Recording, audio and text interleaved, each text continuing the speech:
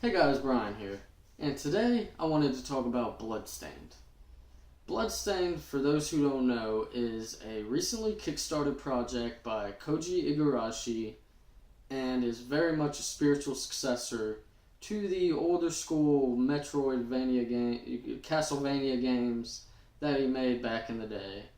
And I'm excited for this for two reasons. One, it's another big name developer going off and doing his own thing and saying, if you guys won't make this game, I will. Just like Keiji Inafune before him with Mega Man, and obviously Mighty Number 9 is a riff off of Mega Man. And you have Yooka-Laylee, like we talked about in the last video, very much a spiritual successor to Banjo-Kazooie, and whatever the future may hold for Kojima, I'm very much excited for how this game shapes up and what it becomes. Right now, and the second reason that I'm excited for this game is, though we do see a lot of these Metroidvanias popping up in the indie space, there's not many AAA Metroidvania games coming up left and right. And I'm excited to see how this man, Igarashi, will build upon what he already made and what new things can come out of this genre. Right now he's asking for $500,000 to get the base game done, and then there's a lot of stretch goals as well. One that I'm very interested in seeing is one a lot lower down on the stretch goals. You know, you have to, I think it's around 850 million, and it's, or not, 850,000 rather, and it's voice acting, and under that it says David Hayter, and which would mean that we would have a character that almost sounded like Snake in this game, which you got me already. But anyways, that's it for that topic. And with the next topic, I wanted to talk about horror games in general and how to fix them.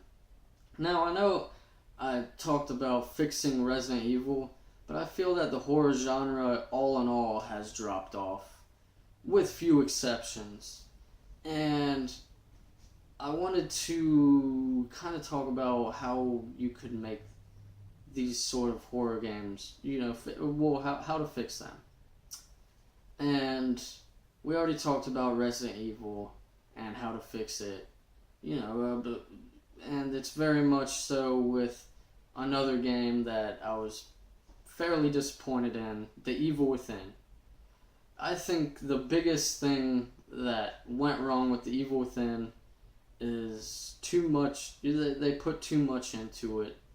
It was just it was a very long game, well, not very long, but it overstayed its welcome, and some of the character designs got old, and the weapons weren't very unique.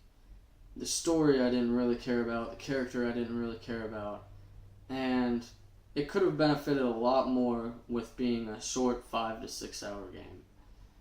And I think a lot of these more indie games that come out are doing a good job of making a horror game. You have these first person exploration games where you literally have nothing and it's almost like a stealth game in a way that you don't want to get caught, because then something will jump out at you or the like. You have games that do this very well, Outlast, and at a lesser extent, but maybe not to some, the Five Nights at Freddy's trilogy, which is coming out with a new one.